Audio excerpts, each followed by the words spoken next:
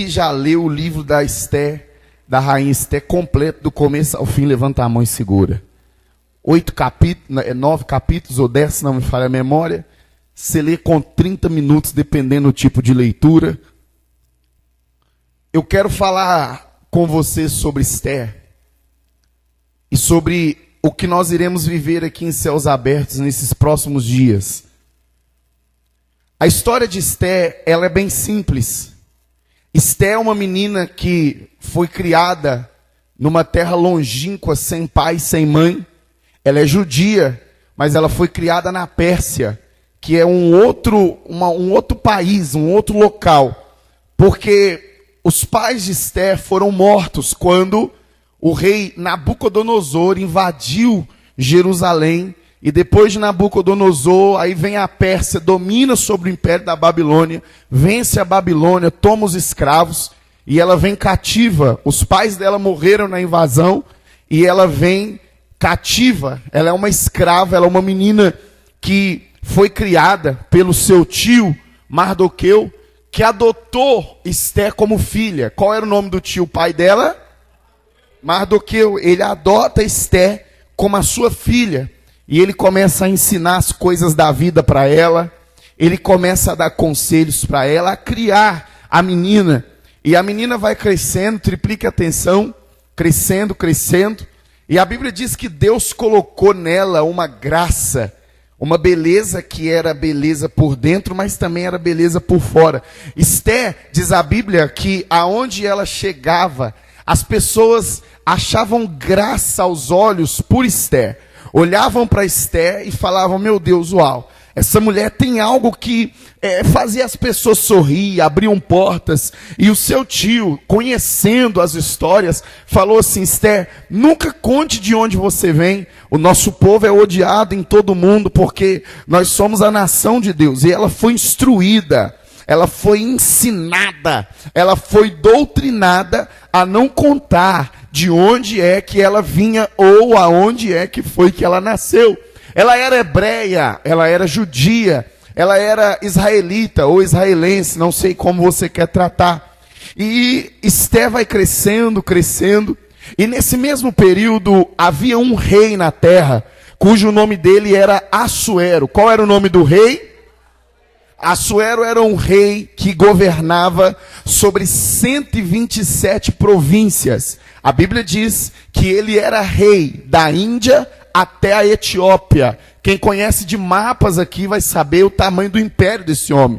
Ele reinava sobre vários países. Ele não era rei igual o rei da Inglaterra, que reina sobre a Inglaterra. Ele reinava sobre vários países que pagavam tributos, impostos, taxas para ele.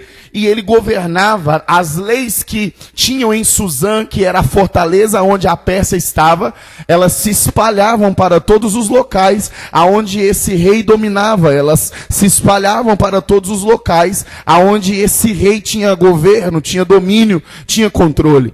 E a Bíblia diz que esse rei era tão forte que uma festa que ele ia dar durava 180 dias. Essa é a hora que você fala: meu Deus, 180 dias esse rei fazia festa, e nessa festa ele mostrava para o povo as belezas do seu reino. E a Bíblia diz que ele ia expondo para todas as pessoas de vários países, de vários locais, aquilo que ele tinha, a beleza do reino dele. Ele mostrava para os povos, para aqueles que ele governava sobre eles. Ele revelava tudo que ele tinha, ele iria mostrando. E ele tinha um salão real que tinha uma mesa enorme, na qual ele colocava muitos banquetes de graça nos períodos de festa, que qualquer um podia sair de qualquer lugar do mundo e vir comer naquela mesa. Vocês estão aí? Só que agora esse grande rei vai ter um problema. Me pergunta qual? A esposa dele. Porque a Bíblia diz que Vasti era uma mulher que o comportamento dela nos aponta que era um comportamento um pouco difícil. Ela era uma mulher difícil de lidar. Ela não tinha respeito, ela não tinha estima pelo Assuero. Ela era muito doida. Vaxi, ela era revoltada, ela era estranha, ela era uma mulher de Provérbios que fala que é melhor viver numa casa com goteira do que viver com uma mulher rixosa. Ela era rixosa. E a Bíblia diz que um dia o grande rei virou para ela e falou: venha, minha rainha, eu quero mostrar para todos a beleza que há em você, para que todos do reino saibam quão bonita você é. Ela virou e falou assim: eu não vou não, porque ela estava dando uma festa para as rainhas e para as princesas lá no palácio dela. Ela nega o pedido do rei, aquilo soa muito mal, os sábios chegam e falam: rei, esse negócio está muito mal interpretado, vamos fazer o seguinte, você vai ter que pegar ela e vai ter que dar um jeito de consumir com ela, você vai ter que separar dela, porque todas as nossas mulheres, rei, vão fazer a mesma coisa, e nós vamos perder, o nosso império vai ser conhecido como um império de homens fracos, e os inimigos vão vir. Os sábios começam a aconselhar o rei. Esse grande rei vai ter que se divorciar, ele vai ter que mandar a Vasti embora. Algumas linhas diz que ela foi assassinada, outras linhas vai dizer que ela foi mandada, expulsa da fortaleza de Suzã para um lugar bem longe. Enfim, o rei fica solteiro, fica na pista, e tem um problema, porque alguém fala: rei, um cara igual o senhor não pode ficar solteiro, a gente tem que ter uma referência de rainha. E eles viram e falam assim: vamos fazer o seguinte, vamos passear nas 127 províncias, nos 127 países, a gente vai escolher moças para vir diante de você, moças jovens, moças bonitas, e vamos fazer um concurso de beleza, e a mulher que você agradar, nós vamos estar 12 meses observando elas. A gente vai usar quais critérios? Beleza física, beleza interior, sabedoria, forma de conversar, forma de falar. 12 meses elas vão estar em tratamento, 6 meses vão tratar com óleo de mirra, e depois desses 12 meses de tratamento, a gente vai ver qual delas serve para passar no teste, e depois nós vamos passar elas todas diante de você. Chegou o grande dia, o rei senta no trono, e vai passando as mulheres que sobraram, aquele tanto de moça. Aí alguém vem, o nome do cara que fazia isso era Regai. Ele vem, para com uma moça na frente do rei, e diz: o nome dessa é X, ela é lá da Etiópia, e dá um pequeno esquadrinhamento de quem era a pessoa. O rei ficava em silêncio, olhava, e aí eles já entendiam que o rei não queria ela. Pronto, passava. Vinha alguém e falava: ó, essa moça aqui, ela veio lá da Babilônia, o nome dela é tal, ela tem tantos anos. O rei ficava calado e passava a moça. Mas como é que saberiam quando o rei tinha alguém escolhido? Porque quando o rei olhasse para uma mulher que ele gostasse, ele iria estender o cedro dele e ele estaria tomando aquela mulher como esposa para ele. Ela seria escolhida. Lá vem a serva de Deus, lá vem Esther. Quando ela para na frente do rei, o rei fica encantado com ela, e aquele encanto não era só físico, porque somente carne, somente traços, curvas, não mantém uma vida, e o rei sabia disso. Ele já era um homem experiente. Ele estende o cedro para Esther. Esther casa com o rei e vira rainha das 127 províncias. Vê o que Deus faz, né?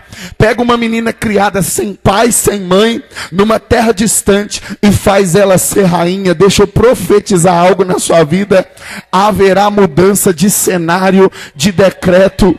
Deus vai trocar o lugar aonde você habita.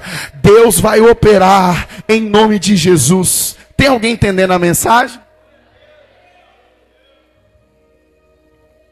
Eu estou só explicando para começar a pregar. Então, só respira agora, que se você não respirar, você sabe, né? Então vamos lá. A Bíblia diz que desde cedo Esther, ela foi ensinada a não falar qual era a sua nacionalidade, de onde ela nasceu. Só que Assuero ficou tão encantado com ela, que ele tomou Esther por esposa sem saber de onde ela era. Só que a Bíblia vai dizer que nesse meio termo, crescia ao lado do rei um homem chamado Amã. Qual era o nome do homem? Nós vamos falar muito sobre esse homem. Qual era o nome do homem? Quem era Amã? Amã era um cara mau. A Bíblia vai dizer que ele vem da descendência de Agag. Amã é um homem agagita. Quem é Agag? Agag é aquele rei que Deus teve que falar para o profeta Samuel, para Saul assim, ó, Saul, mata ele, mata todo mundo, porque essa raça é tão ruim, mas tão ruim que você tem que exterminar eles por inteiro. Aí o que Saul? Aí Deus falou, ó, não tem que sobrar nem os bichos, tá na Bíblia, porque até os animais deles são ruins. Isso vai contaminar a terra. Eu quero que você extermine esse povo. Vocês lembram que Saul, por causa das riquezas, poupa o rei. Aí o profeta Samuel vem e tem que matar Agag. Quem lembra disso? Levanta a mão. Nós estamos falando desse rei e desse povo. É dessa linhagem que vem esse Amã. A Bíblia vai dizer que Amã era inimigo do povo de Deus. A Bíblia diz o mau Amã. A Bíblia diz que Amã era Satanás, a personificação do diabo. E a Bíblia diz que ele andava do lado do rei, ele era conselheiro do rei, ele vivia com o rei, ele era um cara muito falso, ele mentia, e ele foi crescendo no reinado assim. Quando ele cresceu bastante, olha para cá, ele estava muito grande, ele conquistou a confiança do rei. A Bíblia diz que o tio de Esther, entenda a treta, o tio de Esther, que é Mardoqueu, não se curvava diante de Amã, porque como Amã era poderoso, era rico, era o 01 do rei, a Bíblia diz que todas as pessoas se curvavam diante de Amã, mas Mardoqueu não se curvava diante de Amã, e Amã ficou revoltado, com inveja, com ciúme, e mandou saber de quem é esse cara é de qual povo, ele é de qual raça. Aí alguém vai dizer, ele é judeu. Ah, ele é o quê? Judeu? Ele serve aquele povo daquele Deus lá, o Deus de Abraão, de Isaac, de Jacó. Pera aí que eu vou armar uma cilada. Triplica atenção. Pera aí que eu vou armar um laço. Eu vou fazer um negócio que eu vou matar todo mundo. Eu vou destruir o povo de Deus. E o que eu faço não tem como sair. A situação que eu vou criar vai ser para eles não sair. Pastor Robert, que situação que é essa? Amã chega pro rei e fala, ó, dentro do nosso povo tem um povo que não te obedece, eles são maus, a gente precisa matar eles. E Amã conversa bastante com o rei, e o rei faz algo. Me pergunte o quê? Me pergunte o quê? Ele tira o anel do seu dedo, entrega na mão de Amã e diz para Amã assim, faça o que você quiser com esse povo. Assina o decreto e sela com o meu anel. Agora vamos entender o que significava o anel do rei. Esté 8:8. Escrevei, pois, aos judeus como parecer bem aos vossos olhos em nome do rei, e selai com o anel do rei, porque o documento que se escreve em nome do rei e que se sela com o anel do rei não pode se revogar. Vocês estão aí ou não? Eu estou dizendo para a igreja, eu estou dizendo para você, que aquilo que era escrito e selado com o anel do rei não podia se revogar. Então o que Amã faz?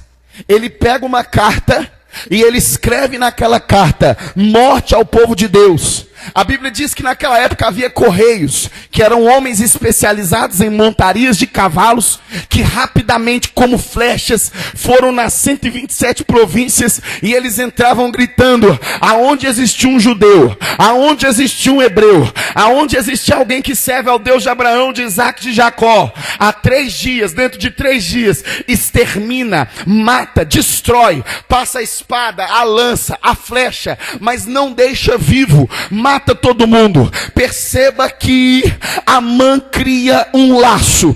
Perceba que Amã cria uma estratégia que não tem como sair dela.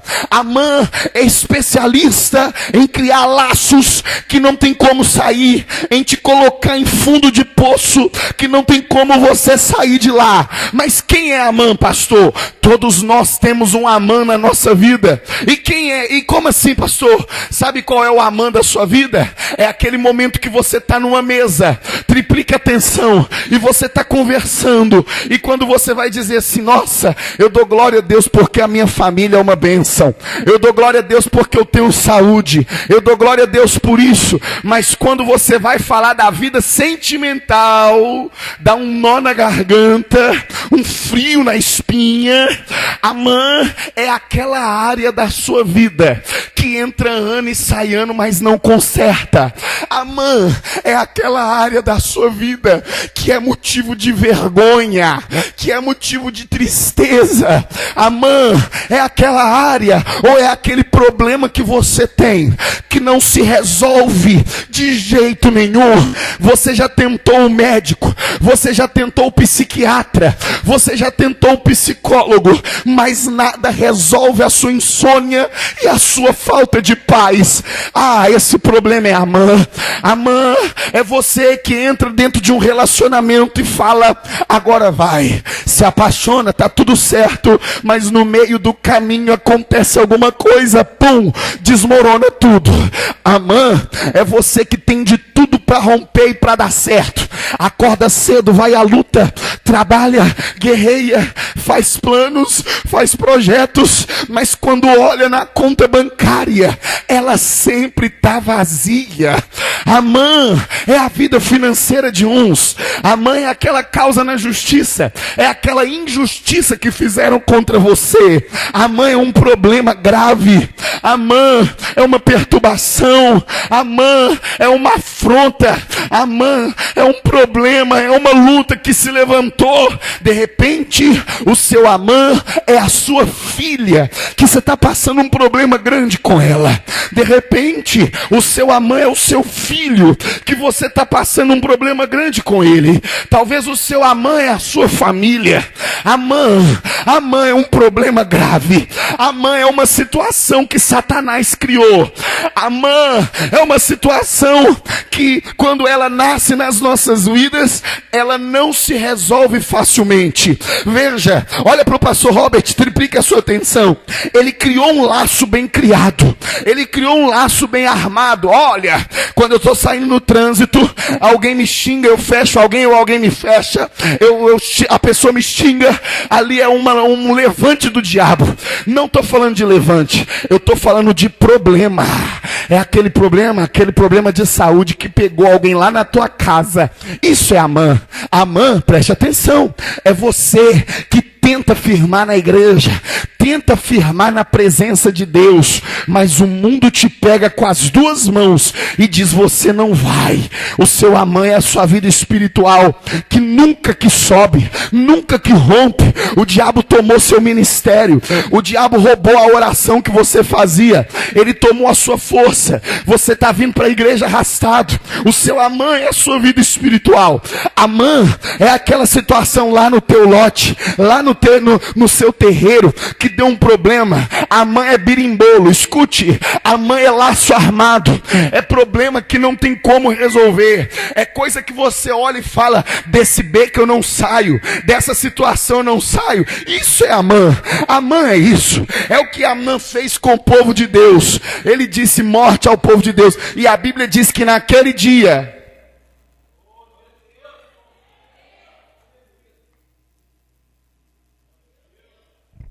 houve um grande choro. E os judeus começaram a chorar. Aí eu preciso da sua atenção. Eles começaram a chorar. A Bíblia diz que eles rasgaram as suas vestes. Os homens, eles rasgaram as suas vestes, eles começaram a chorar e ficaram lamentando. Mas havia um homem chamado Mardoqueu, que quando ele recebe a notícia, a Bíblia diz que ele rasga as suas vestes, ele raspa a sua cabeça, ele raspa a cabeça, ele rasga as vestes, ele começa a jejuar, ele começa a orar, porque preste atenção, quando a luta chega, quem você é? Quem você é no dia que aquele médico diz para você: você tem pouco tempo de vida? Quem você é daquele dia que alguém falou: eu estou indo embora e não volto mais? Quem foi você quando você recebeu uma pancada da vida? Porque a forma como você recebe as situações determina muito se você vai sair daquele deserto ou não. Os homens foram chorar, mas Amã, a Bíblia diz que ele foi tentar situações, ele foi falar com Esther, e ele falou assim: ó, não pensa você que você vai escapar, você também é judia, você também vai morrer. Agora veja como que a situação só piora. Tá igual algumas áreas da sua vida, que você olha e fala: como que eu vou comprar isso? Se tá tudo endividado aqui, como que eu vou ser feliz, sendo que o médico já disse que o meu filho é isso, que a minha filha... É situação que só piora, é diagnóstico ruim atrás de diagnóstico ruim, é problema atrás de problema, é guerra atrás de guerra. Agora veja o que Esther disse no capítulo 4, no versículo 11. Ela vai dizer que não tem como entrar na presença do rei, e já tem 30 dias que o rei não chamava ela, e ela não via o seu próprio marido.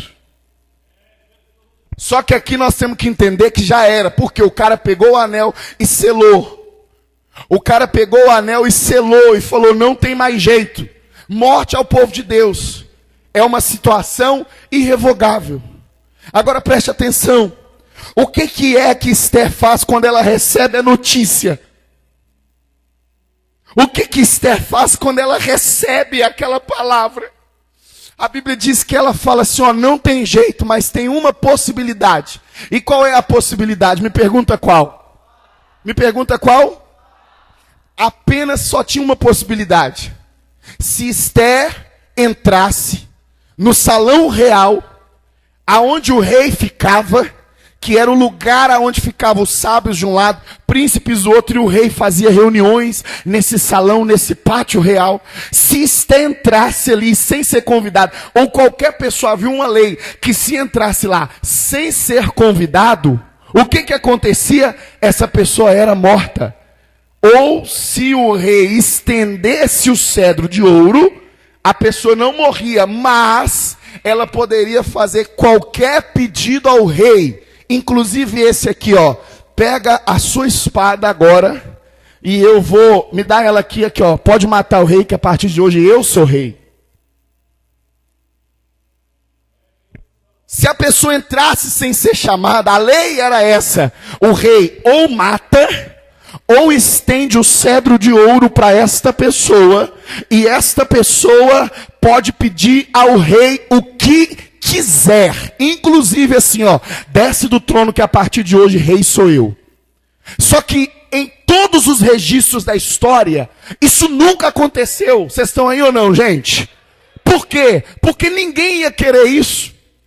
Eu ia querer? Você ia querer? Perder a coroa? Morrer? Não. Só que tem um problema. Esther, ela tem essa possibilidade. Só que é uma possibilidade inaceitável. Mas o que Esther faz? Esther olha para quem está trazendo a notícia, e naquela hora nasce dentro dela a revolta que gera milagre. Naquela hora nasce dentro de Esther a revolta que transforma. Naquela hora o Espírito que está dominando e que vai dominar a nossa igreja nesse mês entra dentro de Esther, e ela diz: ou eu morro aqui como uma covarde, ou eu vou tentar a possibilidade. E ela diz uma frase: é tudo ou nada, e se perecer, pereci. Eu vou tentar, mas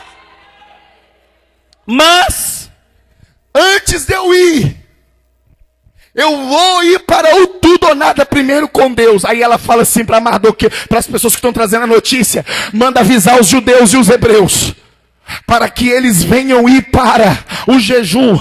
Eles vão ficar 3 dias sem comer e sem beber, de dia e de noite. Havia alguns jejuns que os judeus faziam na parte do dia. Só que Esther está dizendo: a nossa causa é muito grande, a nossa guerra é muito grande. E em guerras grandes, você não se luta com força diminuída ou com força pela metade. Grandes batalhas vai requerer seu tudo. Escute uma coisa que eu vou dizer ela fala, jejua. Sabe o que acontece? Quando a notícia chega, os judeus homens começam a raspar as suas cabeças, se vestir de pano de saco, jogar terra e cinzas nas suas cabeças, prantear e chorar. Aonde você entrava, na casa de um hebreu, havia oração, dizendo, Deus nos livra, Deus tem misericórdia. O povo começou a chorar, começou a prantear, Deus, nós vamos perecer. Deus, o diabo veio, se levantou, não tem como sair desse laço, nós sabemos, mas nós acreditamos que essa sentença irrevogável pode ser revogada. Agora preste atenção.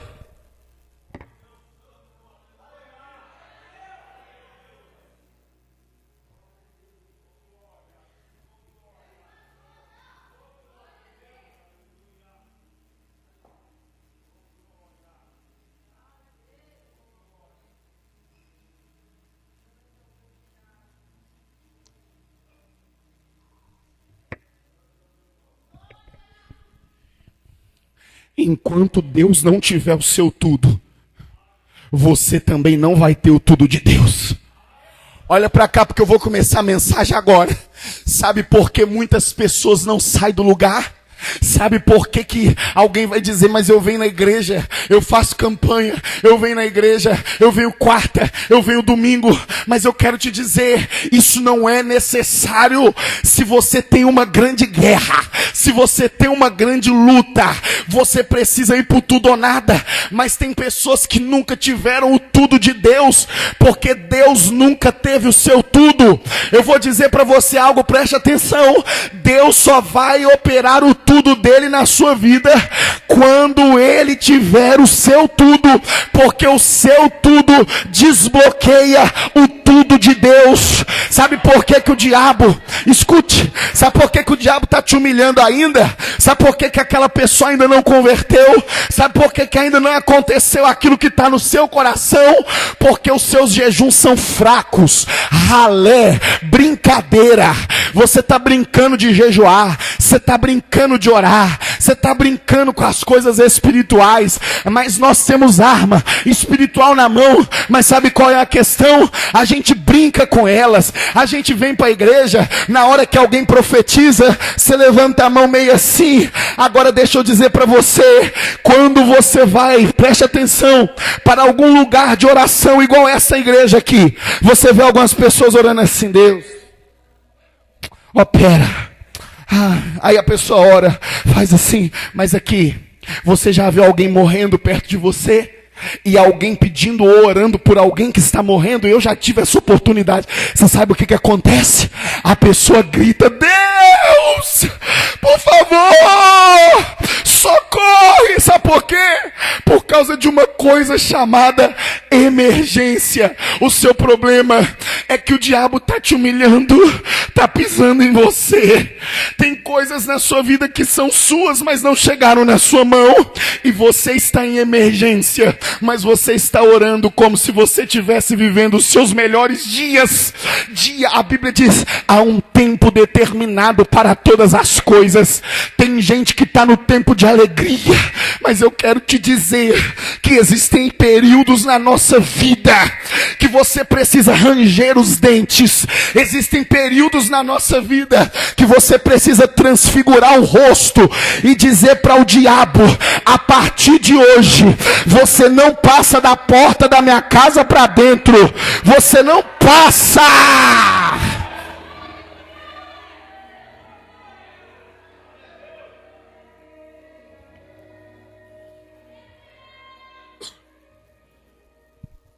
Presta atenção em algo pessoal que eu vou falar.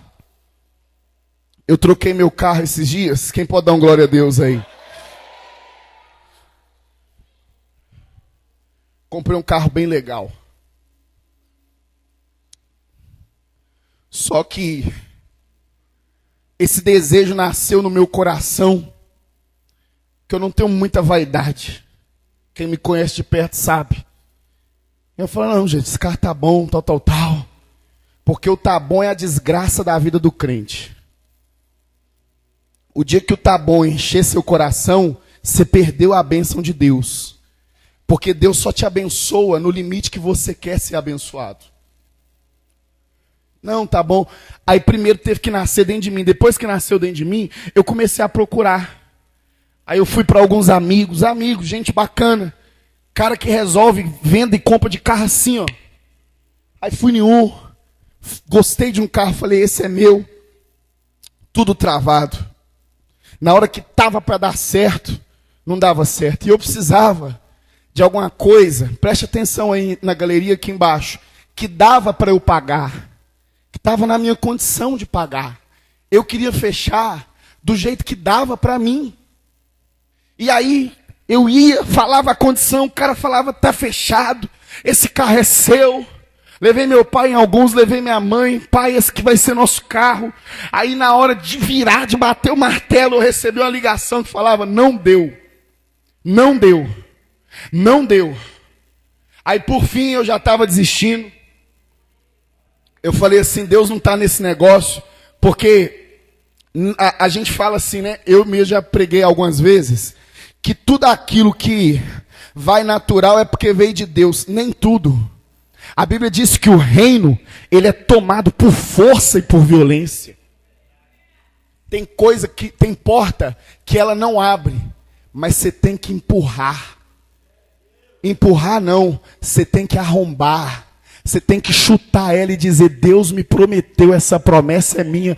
Eu entro nessa porta em nome de Jesus. Preste atenção, olha para o pastor Robert. Escute. E eu naquela situação, pastor Luiz, tentando, você sabe como é que é. E meu Deus, eu me lembrei de Israel. A gente estava no Mar Vermelho. Eu, pastor Jerônimo, alguns pastores, no mar, aquele do sal Mar Morto. E o pastor Jerônimo contou para nós que ele fazia parte da equipe de trabalho do grande evangelista Morris Cerulo. Só alguns aqui vão conhecer. Que fazia cruzadas de milhões de pessoas no Brasil. Esses eventos que estão tendo, que são muita bênção, leva 50 mil, 60 mil pessoas. Era cruzada de milhões de pessoas. E um dia, pastor Jerônimo contando para nós, que ele estava dentro da sala, ele entrou, o Morris Cerulo era americano, tinha pessoas cercando ele, e ele tinha que fazer a cruzada, e ele tinha que pagar, preste atenção, $2 milhões para fazer a cruzada. Deu um birimbolo, deu um problema lá, $2 milhões ele tinha que pagar. Quando o pastor Jerônimo entrou na sala, o Morris parado, sentado com a mão aqui assim, sem falar nada. Pastor Jerônimo contando para nós que tinha uma mesinha na frente dele. E eu lembrando disso na minha casa. Ele disse que Morris Cerulo deu um grito. Satanás! Tira as mãos do que é meu! E pá! Deu um soco na mesa. Sabe o que aconteceu? Sabe o que aconteceu? No outro dia, a cruzada estava paga e foi sobrenatural. Deus providenciou os 2 milhões que faltava. Quem pode dar glória a Deus? E eu naquela situação, tudo travado, e eu lembrei daquilo, coloquei um negócio assim, olhei para um negócio que estava lá, tinha um livro em cima, e eu olhei, e quando eu olhei, recebendo a ligação de mais uma coisa que ia dar errado, eu dei um grito, Satanás, tira as mãos do que é meu, e pá! Sabe o que aconteceu? No outro dia o cara foi levar o carro na porta da minha casa, e está aí na porta da igreja, para a honra e glória do nome do Senhor. Levanta a mão para o céu, igreja! À esquerda e à direita, fecha os seus olhos e dá um grito, Satanás, tira as mãos do que é meu. Mais uma vez, diga, Satanás, tira as mãos do que é meu. Diga, Satanás.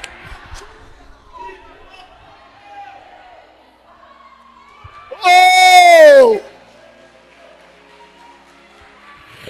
Tira as mãos do que é meu.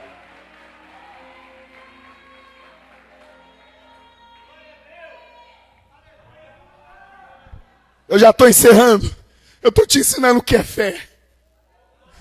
Eu não falei de manhã não, mas a Bíblia diz que o justo viverá pela fé. A Bíblia não diz que nós vamos tomar café pela fé.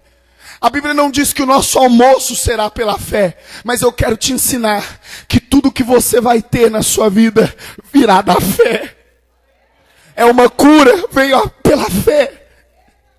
É uma libertação, veio pela fé.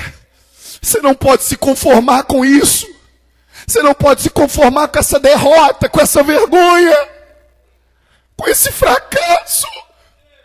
Chegou o tempo de virar. Chegou o tempo de mudança. De dizer, Satanás, tira as mãos do que é meu. Eu não aceito essa depressão mais. Eu não aceito essa ansiedade mais. Eu não aceito viver de dívida em dívida mais. Eu não aceito mais essa pressão, essa humilhação. Chegou a hora. Agora escute para a gente caminhar para o fim. Isso aconteceu com Daniel. Com quem? Vocês estão aí ou não? Quem aguenta mais 5 minutos de palavra e me abençoa? Levanta a mão, deixa eu ver. Só levanta a mão sem barulho para mim ver. Isso. É difícil pedir sem barulho em céus abertos, né? Pode abaixar. Daniel orou a Deus. E deixa eu te contar um segredo. Quando você é de Deus, a sua resposta sobe na hora. Mas ela tem um problema na hora de descer. E eu quero te ensinar coisas espirituais hoje. Porque a oração de Daniel subiu, Deus lá no céu, triplica atenção, falou para Daniel assim, chamou Miguel, o anjo mensageiro, Gabriel, o anjo mensageiro, falou, Gabriel, desce e entrega essa resposta para Daniel lá na terra, por favor. Aí Gabriel desce para trazer a resposta de Daniel que está orando na terra. Mas a Bíblia diz que quando Gabriel estava chegando, um demônio, um principado, o príncipe do reino da Pérsia, parou na frente de Gabriel, que está descendo com a resposta, e falou para Gabriel, daqui você não passa. Gabriel é um anjo de mensagem e um demônio de guerra para a resposta de Gabriel, porque Gabriel não luta. A função, o mundo espiritual organizado, a função de Gabriel é trazer resposta. Foi ele que anunciou o nascimento de Jesus. Aí o demônio, o principado, o demônio mais forte que governava a Pérsia para e fala, você não vai levar a resposta para ele. Aí a Bíblia diz que quando o anjo vai subir de novo para falar com Deus lá em cima, para trazer alguém que é guerreiro, um anjo que é guerreiro, a Bíblia diz que para um outro demônio em cima dele. Aí o anjo fica no meio de 2 demônios, porque ele é um anjo de resposta. Então, a resposta, o anjo não subia e nem descia. Quer dizer, a resposta não vinha para Daniel, mas não subia de novo para o céu. Tem pessoas que estão vivendo isso aqui. Oração não respondida. Clama, clama, clama, jejua, jejua, ora, ora, mas não chega o trem. Não vira, não acontece. Resposta travada no mundo espiritual. Aí o que Daniel entende?